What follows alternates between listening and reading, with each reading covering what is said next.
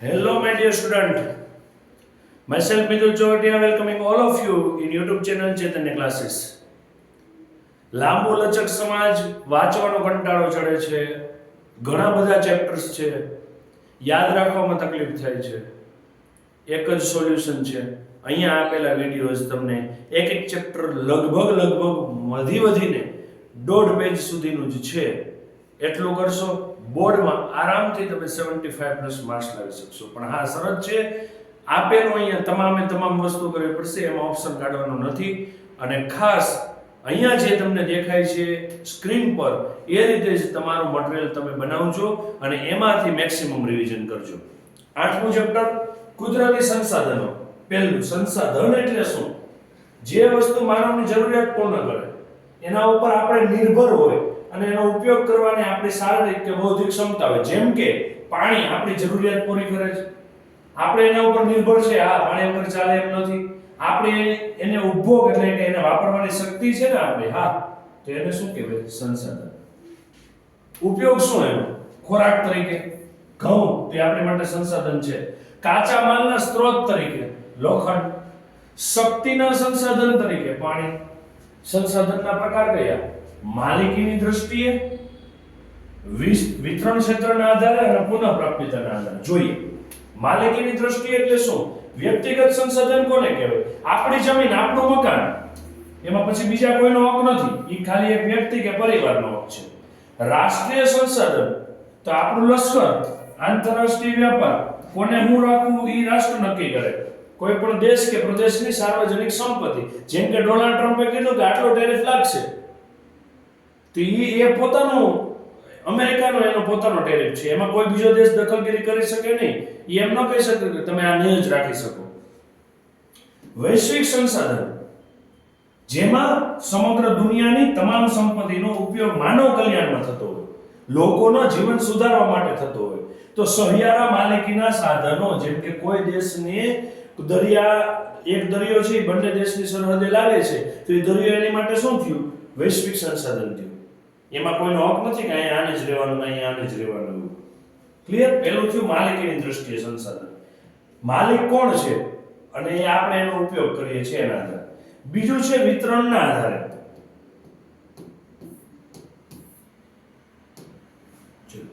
વિતરણના આધારે તો સર્વસુલભ વિતરણ થયું. વેચાયેલો ક્યાં છે? ઓક્સિજન અને નાઇટ્રોજન હવામાં છે, બધા માટે છે. એમાં એવું પર્ટિક્યુલર છે કે આ વ્યક્તિ નહીં વાપરી શકે. વાતાવરણમાં રહેલ દરેક વસ્તુ, દરેક વાયુઓ, એમાં એવું ન કહી શકે કે અમેરિકા વાળા છે વાતાવરણમાંથી આટલો જ ઓક્સિજન લેશે. સામાન્ય સુલભ, સામાન્યપણે મળે એવા. દાખલા તરીકે જમીન છે, ભૂમિ છે, જળ, ગોચર. ગોચર એટલે ગાયો જે ચરી શકે એ જમીન. વિરલ સંસાધન, જે આપણે કહીએ ને વિરલ વ્યક્તિત્વ છે. વિરલ વ્યક્તિત્વ એટલે શું? ઘણા બધા લોકોમાં એક વ્યક્તિ એવો હોય કે એને કંઈક એચિવમેન્ટ બીજા કરતા જુદું પ્રાપ્ત કરેલું છે. જેમ કે કોલસો અમુક પ્રદેશોમાં જ મળે, પેટ્રોલિયમ અમુક પ્રદેશોમાં જ મળે તો જ મોંઘું હોય ને. તાંબુ, સોનું, યુરેનિયમ, આ બધી ખનિજો જેના પ્રાપ્તિ સ્થાનો મર્યાદિત છે, અમુક જગ્યાએ જ મળે છે. એ વિરલ સંસાધન. એકલ સંસાધન, માત્ર કોઈ એક કે બે સ્થળે દુનિયામાં છે એટલે એકલું છે.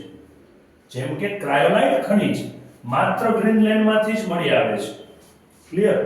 પેલું થઈ ગયું માલિકીના આધારે, બીજું થઈ ગયું વિતરણના આધારે, અને ત્રીજું પુનઃપ્રાપ્યતાના આધારે, એટલે પાછું મળે છે કે નહીં એના આધારે.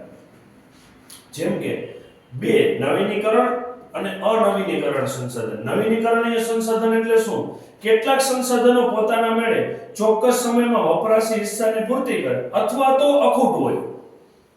ચોક્કસ સમયમાં અત્યારે ખૂટી ગયું પાછું આવી જાય. જેમ કે કોઈ જંગલની અંદર ઉગેલું વૃક્ષ, એને તમે કાપી નાખ્યું, એનું લાકડું, એક ડાળી કાપી નાખી, એનો કંઈક અમુક ભાગ કાપી નાખ્યો, થોડાક દિવસ થશે પાછું ઉગી જશે. કેટલાક સમયમાં ચોક્કસ હિસ્સાની પૂર્તિ કરે, અખૂટ હોય, ખૂટે નહીં એવા. જેમ કે જંગલો, સૂર્યપ્રકાશ, પશુ પંખી, એ બધા નવીનીકરણીય સંસાધન છે. અનવીનીકરણીય સંસાધન એકવાર વપરાયા પછી પાછા બીજી વાર ઉપયોગમાં લઈ શકાતા નથી, લિમિટેડ છે, એનું ઘડીએ સર્જન થતું નથી. તો એવા કોણ? કોલસો, પેટ્રોલિયમ, કુદરતી વાયુ, આ બધા અનવીનીકરણીય સંસાધન. આ ત્રણમાંથી એક પૂછાશે, અથવા તો તમને સંસાધનની અંદર સંસાધનના પ્રકારો કયા આવશે માલિકીના આધારે, વિતરણના આધારે અને પુનઃપ્રાપ્યતાના આધારે. સંસાધનનું સંરક્ષણ એટલે શું? સંરક્ષણ એટલે એનો વિવેકપૂર્ણ ઉપયોગ કરવો, જોઈએ એટલું જ, મન ફાવે એમ વાપરવા નથી માંડવાનું. સંરક્ષણ જ્યારે કોઈ જીવ કે વૃક્ષના અસ્તિત્વ પર સંકટ હોય ત્યારે એ માટે ગોઠવેલ વ્યવસ્થાપન. હવે આટલું જ વાપરવાનું છે. અમુક પ્રદેશો એવા છે કે જ્યાં પાણીનો ક્રાઇસિસ છે, પાણીનો પ્રોબ્લેમ છે, તો ત્યાં કઈ પાણી ફેંકી નથી દેવાનું, જેટલું પીવું એટલું જ ભરવાનું છે અને એ પી જવાનું છે. આપણે તો ગ્લાસ આખો ભરીએ, અડધો પીએ ને અડધો ફેંકી દઈએ. ક્લિયર છે? એવું નથી કરવાનું. સંરક્ષણ એટલે શું? એને બચાવવું. અને બચાવવું કેવી રીતે? કાંઈક વ્યવસ્થા કરીને. જરૂરિયાત તો છે જ લોકોની, એને બચાવવું પડશે. લોકોને જોઈએ એમ જ છે, એના વગર ચાલે એમ નથી. અને પાછું લિમિટેડ છે, તો શું કરવું પડે? બચાવવું જ પડે ને. ચલો જમીન. રાજકોટ જેવા સિટીમાં હું રહેતો, જ્યાં રાજકોટના મારા મામાના ઘરે, ત્યાં એવો પ્રશ્ન હતો કે તમારે આખો દિવસમાં પાણી આવે જ 2 ટાઈમ. સવારે 5 મિનિટ શરૂ કરે, સાંજે 5 મિનિટ શરૂ કરે મોટર. એટલી વારમાં આખો દિવસનું તમારું ઉપયોગી પાણી ભરી લેવાનું, બાકી નળમાં પાણી આવે નહીં. કેમ કે ચોમાસું જાય પછી, ઉત્તરાયણ પછી લગભગ 15 કે 20 દિવસમાં પાણી તમારું બોરિંગમાં ખૂટી ગયું, એટલે ટેન્કર મંગાવવા પડે.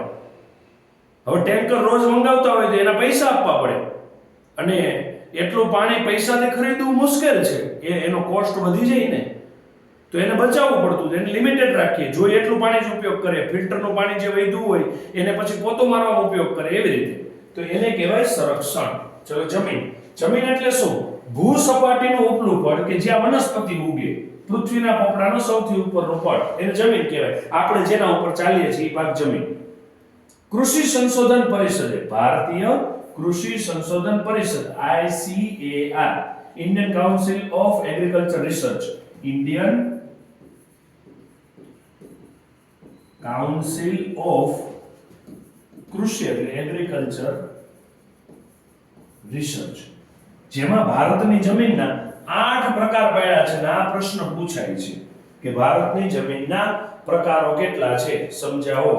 તો એની અંદર આવશે, અહીંયા તો તમને યાદ રાખવા માટે 4 આપેલા છે. કાપની જમીન, જ્યાં નદીનું પાણી આવતું હોય એની સાથે કાપ ઘસડાઈને આવતો હોય અને એનાથી જમીન બની હોય, એ ભાગ 43% ક્ષેત્રફળમાં છે, એને કહેવાય કાપની જમીન. રાતી અથવા તો લાલ જમીન, જેને 19% ક્ષેત્રફળમાં છે. રાતી અથવા તો લાલ જમીન 19% ક્ષેત્રફળમાં. સચિન તેંડુલકરે એવી સલાહ આપેલી હતી કે ભારતીય ક્રિકેટરો વિદેશ રમવા જાય એ પહેલા ભારતમાં જે લાલ માટીની પીચ છે એના ઉપર બેટિંગ પ્રેક્ટિસ કરે, કારણ કે લાલ માટીની પીચ ઉપર જે બોલિંગ થાય છે એમાં દડો ઉછળીને આવે, હાઈટ ઉપર આવે, બાઉન્સ બેક થઈને આવે.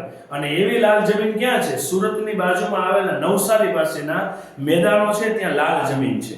આ સચિન તેંડુલકરે કીધેલું છે કે એ જે નવસારીની જમીન છે, લાલ માટી છે, એના ઉપર તમે પ્રેક્ટિસ કરો, અથવા તો એ માટી લાવીને એની પીચ બનાવીને પ્રેક્ટિસ કરો. એ રાતી અથવા તો લાલ જમીન 19% ક્ષેત્રફળમાં છે. કાળી જમીન, જે આપણે જનરલી સૌરાષ્ટ્ર કાઠિયાવાડમાં કપાસ મગફળી માટે ઉપયોગ થાય છે, 15% ક્ષેત્રફળમાં છે. રેગુર અને કપાસની જમીન તરીકે ઓળખાય છે. લેટેરાઇટ પડખાવ જમીન, રણ પ્રકારની જમીન, પર્વતીય જમીન, જંગલ પ્રકારની જમીન, દલદલ કે પીટ પ્રકારની જમીન, જે સુંદરવનના જંગલો છે ત્યાં દલદલ, કાદવ, કીચડ જેવું હોય, આમ પોચી જમીન થઈ ગઈ હોય. એ જમીનનું ધોવાણ અટકાવવું હોય તો જમીનના ગતિશીલ કણો હવા કે પાણી દ્વારા એક સ્થળેથી બીજા સ્થળે જાય, એને જમીન ધોવાણ કહેવાય. હવા આવે તો એ ઉડીને જશે, પાણી આવશે તો પાણી સાથે નીકળી જશે, એને શું કહેવાય? જમીન ધોવાણ કહેવાય છે. અને એક જગ્યાએથી બીજી જગ્યાએ કાપ જશે. ક્લિયર છે? આ યાદ રાખવાનું છે, IMP સવાલ છે. ડન. અને ખાસ તો સંસાધનના વ્યાખ્યા, સંસાધનના પ્રકાર, આટલું છે આની અંદર. આ 8મું ચેપ્ટર લ્યો, અહીંયા પૂરું તમારે. ચલો 9મું ચેપ્ટર, વન અને વન્યજીવન સંસાધન. જંગલો, વૃક્ષો, ઝાકરા અને ઘાસનો સમુચ્ચય. સમુચ્ચય એટલે સમૂહ. જંગલોમાં શું હોય? વૃક્ષો હોય, ઝાડી ઝાકરા હોય, ઘાસ હોય. કુદરતી વનસ્પતિ, અને બીજું કહેવાય અક્ષત વનસ્પતિ. જે વનસ્પતિનો ઉછેર માનવીની સહાય વિનાથી આવે, માણસે નથી વાવ્યા, એને રોજ પાણી પાવાની જરૂર નથી પડતી. આપણે અમુક પ્રકારના જે છોડ છે એને માણસે પાણી પાવવું પડે, એની માણસે કેર કરવી પડે. આમાં માણસની કોઈ રિસ્પોન્સિબિલિટી નથી આવતી કે માણસ કોઈ એમાં હેલ્પ નથી કરતું. જે વનસ્પતિનો ઉછેર માણસની સહાય વિના થયો હોય, જેમ કે હિમાલય, સુંદરવન અને થરના રણમાં જોવા મળતી વનસ્પતિ. આમાં કોઈ માણસે ભાગ ભજવો નથી. એની કેર કરી હોય, એને વાવ્યું હોય, એને ઉગાડ્યું હોય, એને આખું એને ખાતર પાણી આપ્યું, એવું કાંઈ નથી. એમનો પોતાની મેળે ઉગ્યા છે. એ કુદરતી વનસ્પતિ છે જેને અક્ષત વનસ્પતિ કહેવાય. જંગલોના પ્રકારો: અનામત જંગલ, સંરક્ષિત જંગલ અને અવર્ગીકૃત જંગલ. કયા કયા? અનામત જંગલો જે રિઝર્વ છે, સંરક્ષિત જંગલો કે જે નાશ પામવાના આરે છે, અને અવર્ગીકૃત જંગલો કે જેનું વર્ગીકરણ નથી થયું. જંગલના પ્રકાર ત્રણ દ્રષ્ટિએ: માલિકી, વહીવટ અને વ્યવસ્થાપન. તો રાજ્યની માલિકીના જંગલો, સામુદાયિક જંગલો અને ખાનગી જંગલો. રાજ્યની માલિકી હોય, જે તે રાજ્યમાં એ જંગલ આવ્યું છે તે રાજ્ય સરકારની માલિકી. સામુદાયિક વન, જે એક પ્રકાર, એક સમૂહ, એક કોમ્યુનિટી એને એ વનનું રક્ષણ કરતી, અને ખાનગી જંગલ પોતાનું ઊભું કરેલું હોય. વૈવિધ્યસભર જીવન, જેમાં પશુ પક્ષીઓની પ્રજાતિમાં વિશ્વમાં 15 લાખ છે અને ભારતમાં 81,251 પશુ પક્ષીઓની પ્રજાતિ છે. જૈવ વિવિધતા જે વિજ્ઞાનમાં પણ તમારે આવે છે, એ દ્રષ્ટિએ ભારતનું વિશ્વમાં કેટલામું સ્થાન છે? 12મું સ્થાન છે. રાજસ્થાનના કેવલાદેવ રાષ્ટ્રીય ઉદ્યાન, ભરતપુર અને ગુજરાતમાં નળ સરોવરમાં યાયાવર પક્ષીઓ શિયાળો શરૂ થાય પછી જે પેલા સફેદ પક્ષીઓ આવે છે વિદેશથી ઉડીને, ખાસ કરીને રશિયા અને ઠંડા પ્રદેશોમાંથી અહીંયા ટ્રાવેલિંગ કરીને આવે છે, એ યાયાવર પક્ષીઓ છે. સુરતની અંદર કોજવે પાસે સૌથી વધારે જોવા મળે છે. શિયાળો વિતાવવા માટે આવે છે. ભારતમાં વાઘ અને સિંહ તેમના કુદરતી આવાસ એટલે શું? એને જ્યાં રહેવાની મજા આવતી હોય એવા.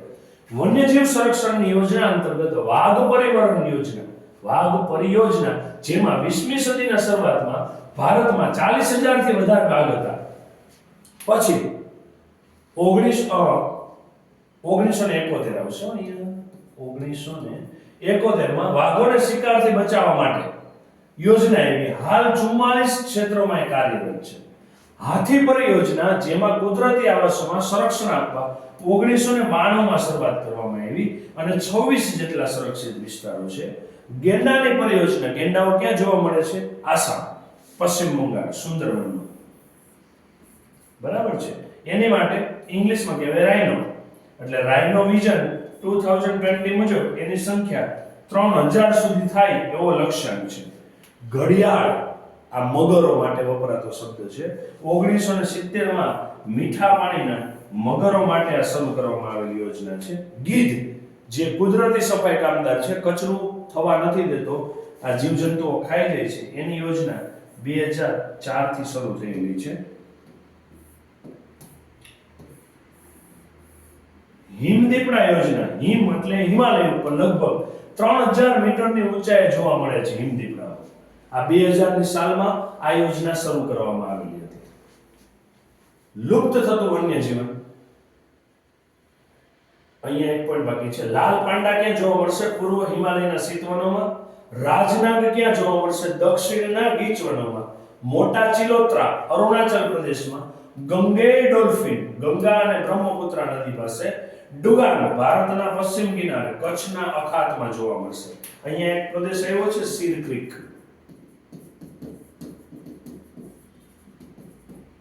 કચ્છ પાસે, કચ્છ પાકિસ્તાનની બોર્ડર પાસે. વિશ્વની ઉત્તમ કક્ષાની માછલીઓ ત્યાં ઉત્પાદિત થાય છે અને પાકિસ્તાનને કાશ્મીર સિવાય આ વિસ્તાર પર પણ બહુ નજર છે. પણ સશક્ત છે વડાપ્રધાન નરેન્દ્રભાઈ મોદી, એટલે ત્યાં આવવાની હજી એ લોકો હિંમત નથી કરતા. લુપ્ત થતું વનજીવન, ગુજરાતમાં ઈડર, અંબાજી, પંચમહાલ અને ડાંગમાં વાઘ જોવા મળતા હતા, હવે અહીંયા જોવા જ નથી મળતા. ભારતના જંગલોમાંથી ચિત્તો સંપૂર્ણપણે નાશ થઈ ગયો છે. હમણાં જ દક્ષિણ આફ્રિકાથી મધ્યપ્રદેશના જે અભયારણ્ય છે એની અંદર ચિત્તા લાવીને મૂકવામાં આવ્યા છે જેથી કરીને એની વસ્તીઓ વધે. જૈવ આરક્ષિત ક્ષેત્રનો સરેરાશ વિસ્તાર એકંદરે 5000 ચોરસ કિલોમીટરથી મોટો. 2008 માં કચ્છના રણને જૈવ આરક્ષિત ક્ષેત્ર ઘોષિત કરાયો હતો. ભારતમાં કુલ 18 છે. કચ્છનું રણ ગુજરાતમાં એક જૈવ આરક્ષિત ક્ષેત્ર છે. રાષ્ટ્રીય ઉદ્યાન ભારતમાં 103 છે, ગુજરાતમાં 4 છે. અભયારણ્ય ભારતમાં 531 છે, ગુજરાતમાં 23 છે. 9મું ચેપ્ટર અહીંયા પૂરું થાય છે. વિદ્યાર્થી મિત્રો, ખાસ કરીને રાઇટિંગ પ્રેક્ટિસ સાથે તમારું લર્નિંગ ઇમ્પ્રુવમેન્ટ રાખજો. અક્ષર બહુ જ સરસ થાય એવી ટ્રાય કરજો. અહીંયા તમને એક વિડિયો આ જ ચેનલમાં મૂકેલો છે કે પેપર પણ કેવી રીતે લખવું. ખાસ કરીને તમે તમારું પ્રેઝન્ટેશન બહુ સારું રાખશો, વ્યવસ્થિત રીતે લખશો તો માર્ક્સ જવાની પોસિબિલિટી ઓછી છે. અને વિજ્ઞાન અને સામાજિક વિજ્ઞાનમાં તો 18 ને 18 20 જેવા પેજ આની અંદર ટોટલ 35 થી 40 પેજની અંદર તમારું સામાજિક વિજ્ઞાન અને વિજ્ઞાનનો ઓલમોસ્ટ 95% તમારું સિલેબસ કવર અપ થઈ જાય છે. તો એનો એક પણ શબ્દ ન ચૂકાય એવી રીતે તૈયારી કરજો, જેથી કરીને તમારે આખી બુક જો વાંચવામાં તકલીફ થતી હોય તો એનું સોલ્યુશન આવી શકે. જીપીએસસી યુપીએસસી જેવી એક્ઝામમાં પણ આટલો લાંબો સિલેબસ હોય ત્યારે એ લોકો આવી જ શોર્ટ નોટ તૈયાર કરીને સિલેબસ કવર અપ કરતા હોય છે. અને આ બધું ભવિષ્યમાં પાછું કામનું જ છે. ખાસ કરીને સમાજનું તો આ બધું જ કોમ્પિટિટિવ એક્ઝામમાં પૂછાય છે. આવી આંકડાકીય માહિતીઓ પૂછાય છે. તો યાદ રાખવાની કોશિશ કરો, તમારા અક્ષરે તમારા પેજમાં લખો અને પછી એક જ પેજ એક જ મટીરીયલ છેલ્લે સુધી વાંચો. વારે ઘડીએ મટીરીયલ ફેરવવાથી કોઈ નહીં મળે વસ્તુ. તમે જે કંઈ પણ ક્લાસીસમાં જતા હશો, જે સ્કૂલમાં ભણો છો, ત્યાં બીજા વિદ્યાર્થી મિત્રો તમારી સાથે હશે ને કાંઈક નવો પેપર સેટ લાવે ને એટલે જોવે, ચલો જો હું આવું કરું, આ નવો લઈ લઉં, ખરીદી લઉં પૈસા લઈને. એનાથી કંઈ નહીં થાય. એક જ વસ્તુ રાખો, બધું જ કોમન છે બધાની અંદર. ટેક્સ્ટ બુકમાં આપેલું છે, અહીંયા છે, તમે જે મટીરીયલ યુઝ કરો છો એમાં પણ ટેક્સ્ટ બુકનું છે. તો બેટર છે કે તમે એક જ મટીરીયલ ઉપર ફોકસ કરો અને એ મટીરીયલને છેલ્લે સુધી રિવાઇઝ કરો. તમારું પોતાનું બનાવેલું હોય તો બહુ બેટર. એટલે આટલી તૈયારી કરશો તો માર્ક્સ ક્યાંય નહીં કટ થાય. ચલો ચેપ્ટર નંબર 10, ભારત અને કૃષિ. અને ભારતની મોટા ભાગની 75% વસ્તી તો કૃષિ ઉપર આધારિત છે. ચલો શ્રમ શક્તિ જે કામ કરતા હોય ખેતી આધારિત, તો એની અંદર 60% લોકો રોકાયેલા છે. રાષ્ટ્રીય ઉત્પાદન, રાષ્ટ્રમાં જે કંઈ પણ આપણે મેન્યુફેક્ચરિંગ કરીએ છીએ એમાં ખેતીનો હિસ્સો 22% છે. જે કંઈ પણ ઉગે છે એમાંથી બહાર મોકલીએ એને કહેવાય નિકાસ, એમાં 18% હિસ્સો છે. અને ગ્રોસ ડોમેસ્ટિક પ્રોડક્ટ, જીડીપી નું પૂરું નામ ગ્રોસ ડોમેસ્ટિક પ્રોડક્ટ, જેમાં 18% હિસ્સો છે. અને એ સૌથી વધારે હોય એટલો દેશ વિકસિત હોય. કૃષિના પ્રકારો: જીવન નિર્વાહ ખેતી કે જે ખેતી ઉપર જીવન આધારિત હોય, સૂકી ખેતી, આર્દ્ર ખેતી, સ્થળાંતરિત ઝૂમ ખેતી, બાગાયતી ખેતી અને સઘન ખેતી. સઘન ખેતી એટલે વ્યાપારી હેતુથી કરવામાં આવતી ખેતી. કૃષિ પદ્ધતિઓમાં સજીવ ખેતી, ટકાઉ ખેતી અને મિશ્ર ખેતી. સજીવ ખેતીમાં સજીવોનો ઉપયોગ કરે, ટકાઉ પદ્ધતિથી કરે અને બંનેનું કોમ્બિનેશન મિશ્ર પદ્ધતિ. ભારતમાં વાવેતરના 75% વિસ્તારમાં ધાન્ય પાક ઉગે છે. ધાન્ય એટલે ઘઉં, જુવાર, બાજરી, ચોખા. કુલ ઉત્પાદનમાં 50% તો ધાન્યમાંથી મળે. જેટલું ઉગે છે એમાં મોટા ભાગનું તો ધાન્ય છે. કઠોળમાં કઈ ખરીફ, તુવેર, અડદ, મગ, મઠ ચોમાસામાં થતા. રવિ પાક શિયાળામાં ચણા, વટાણા અને મસૂર. ગુજરાતમાં કયા કઠોળ થાય છે? વડોદરામાં તુવેર થાય છે, કચ્છમાં મગ અને મઠ થાય છે અને પાટણમાં અડદ થાય છે. કેટલાક તેલીબિયાઓ પણ છે. તલ જે ગુજરાતમાં અને ભારતમાં પ્રથમ છે, અને તલ વિશ્વમાં સૌથી વધુ જ્યાં જાય છે એ ભારતમાંથી જાય છે. એટલે તો આપણે જો તલને આપણે 500 કોઈ ત્યાં આપણે મોટે ભાગે આપણા જમી લીધા પછીના મુખવાસમાં જેટલા પણ મુખવાસ છે એ તલ બેજ છે. સરસવ ઔષધીય અને ખાદ્ય તેલ છે, ખાવામાં વપરાય છે, ઔષધિ તરીકે વપરાય છે. નાળિયેર સ્વાસ્થ્યવર્ધક પીણું છે. અને બોર્ડની તૈયારી કરો છો તો બહારનું જંક ફૂડ ખાવું, કોલ્ડ ડ્રિંક્સ પીવા બેટર છે કે નારિયેળ પાણી, મોસંબીના જ્યુસ પીશો તો તમારી હેલ્થ પણ સારી રહેશે અને તૈયારી પણ વ્યવસ્થિત કરી શકશો. એરંડા, દિવેલ જે આપણે મમ્મી ઘરે ભાતને દિવેલ આપીને આખું વર્ષ પેક કરી રાખે છે. ખરીફ અને રવિ પાક છે. ભારત વિશ્વમાં 64% હિસ્સો ધરાવે છે. ગુજરાત ભારતમાં પ્રથમ છે, 80% હિસ્સો. એરંડા, દિવેલ. કોકો ક્યાં વપરાય? ચોકલેટ બનાવાય. રબર મલેશિયા વિશ્વમાં પ્રથમ. મલેશિયા સૌથી વધુ રબરના ઉત્પાદનમાં છે. અને જેની માટે અંગ્રેજો અહીંયા આવ્યા તીખો તમતમતો સ્વાદ લેવા, તે જ મરી મસાલાના વેપાર માટે થઈને એ ભારતનો વિશ્વમાં 35% હિસ્સો છે. ડાંગર, મગફળી, ચા અને ફળોમાં ચીન પહેલા ક્રમે છે. તલ, એરંડા, શેરડી અને શણ એમાં ભારત પ્રથમ ક્રમે છે, પણ શેરડીમાં વાવેતરમાં પ્રથમ ક્રમે છે. ભારતનો બીજો નંબર હોય એવું ડાંગર, મગફળી, ચા, શેરડી અને વિવિધ ફળો, ચીન પછી બીજો નંબર. ગુજરાત શેમાં પ્રથમ છે? મગફળી સૌથી વધારે છે આપણે સૌરાષ્ટ્રમાં, તલ, એરંડા, કપાસ, જીરું, વરિયાળી અને ઈસબગુલ. 1960 નો દશક હરિયાળી ક્રાંતિ એટલે કે કૃષિ સંબંધિત ક્રાંતિ થયેલી હોય એને લગતા ડેવલપમેન્ટ થયેલા હોય એ સમય હતો. અને ખાસ મોસ્ટ આઈએમપી આ પાક સંબંધિત ટેબલ, આ ટેબલ જેટલું પણ વસ્તુ તમે ટેબ્યુલર ફોર્મમાં યાદ રાખશો ને બેટર પડશે. તો યાદ રાખવામાં સરળ પડશે અને કાંઈ પણ ક્વેશ્ચન અંદરથી પૂછાય તો પ્રોબ્લેમ નહીં આવે. આખું ટેબલ કમ્પ્લીટ કરજો. ક્લિયર છે? સમજાવવાની જરૂર છે, યાદ જ રાખવું પડે એમ છે. એક વખત રિવિઝન કરી લઈએ. મોટે ભાગે કોઈ પણ પાકને ઉગવા માટે ટેમ્પરેચર કેટલું જોઈએ? Moderate temperature. મોર ધેન 30-35 થી વધી જાય તો ગરમી શરૂ થઈ જાય, અને લેસ ધેન 22 કે 20 થી નીચે જાય તો ઠંડી શરૂ થઈ જાય. એટલે મોડરેટ ટેમ્પરેચર 22, 27 ની આજુબાજુ હોવા જોઈએ. તો જો આ લગભગ બધાના ટેમ્પરેચર એટલા છે ને. એમાં જે ઠંડુ હશે 20 કે 20 થી ઓછું હશે એમાં તમે જોશો તો બધા શિયાળાના પાક હશે. ડાંગર છે અહીંયા, પછી કોફી છે. આ બંનેના ટેમ્પરેચર બહુ નીચે છે. ડન. એટલે મોસ્ટ ઓફ તમારે આંકડામાં કે પ્રોબ્લેમ થતો હોય તો આ વસ્તુ ઈઝી યાદ રાખવા માટેની કીધી છે. વરસાદમાં તમારે જે પાકમાં વરસાદ વધારે જોતો હોય એમાં 50 mm કરતા વધારે છે, જે પાકમાં ઓછો જોતો હોય 50 થી ઓછો છે. મોટે ભાગે જમીનોની અંદર જુઓ તો લોહ તત્વવાળી, ઢોળાવવાળી, કાપવાળી, કાળી જમીનોનું પ્રમાણ વધારે. જુઓ કાપ, કાળી, હલકી રેતાળ, ઢોળાવવાળી, એટલે શબ્દ રિપીટેટિવ છે. આબોહવા કેવી જોઈએ? તો અમુક જે પાક ખરીફ છે એ ખરીફમાં લખો, ગરમ અને ભેજવાળી ડાંગર માટે જોઈએ. અને કેવા કટિબંધીય છે? ઉષ્ણકટિબંધીય, સમશીતોષ્ણ. આખું ટેબલ યાદ રાખજો બાળકો. લખીને વારંવાર રિવાઇઝ કરશો તો નહીં પ્રોબ્લેમ આવે. ઓકે. ખરીફ પાક, જે પાક આ ખાસ તો આ પૂછાય છે તમને, કયા પાક ક્યારે હોય છે? ચોમાસામાં એટલે ખરીફ કહેવાય, શિયાળામાં એટલે રવિ કહેવાય, અને ઉનાળામાં એટલે જાયદ કહેવાય. ચોમાસામાં લેવાતા પાક. ચોમાસું ક્યારથી? તમારું વેકેશન ખુલે જૂન જુલાઈ થી, વેકેશન પાછું પડે દિવાળી ત્યાં સુધીનો સમય જુઓ તો ડાંગર, મકાઈ ને જુવાર.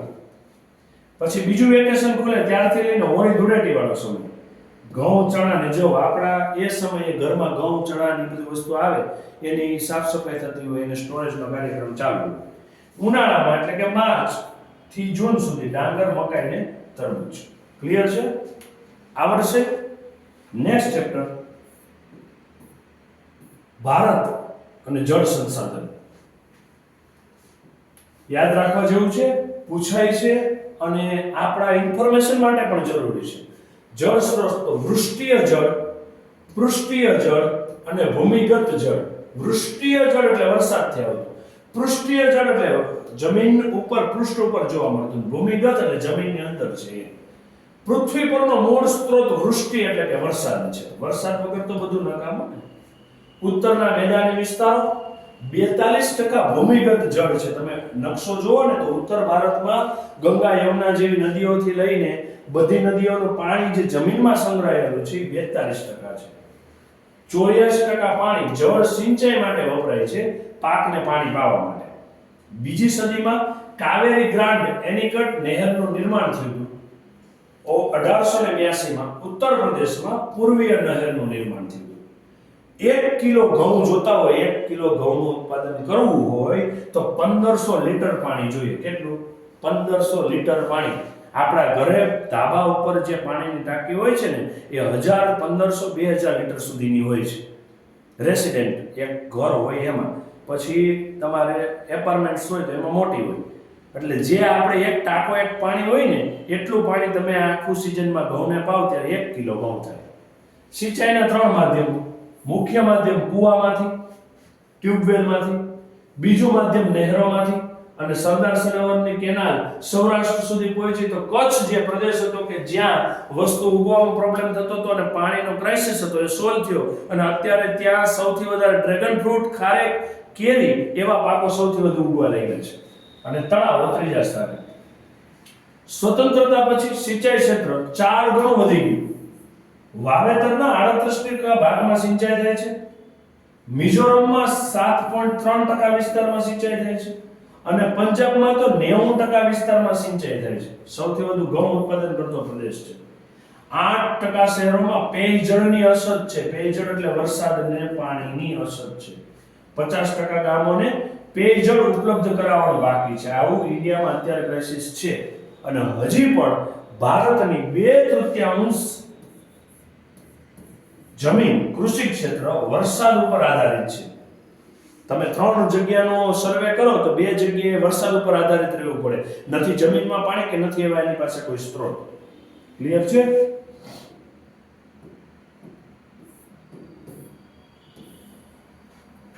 ચલો યાદ રાખવા માટે નદીઓની યોજના આ ટેબલો યાદ રાખજો. સૌથી વધારે પૂછાય એવી શક્યતા છે. વન લાઇનર અને લાભાન્વિત રાજ્યો 2 માર્ક્સની અંદર પૂછાતા હોય એવા.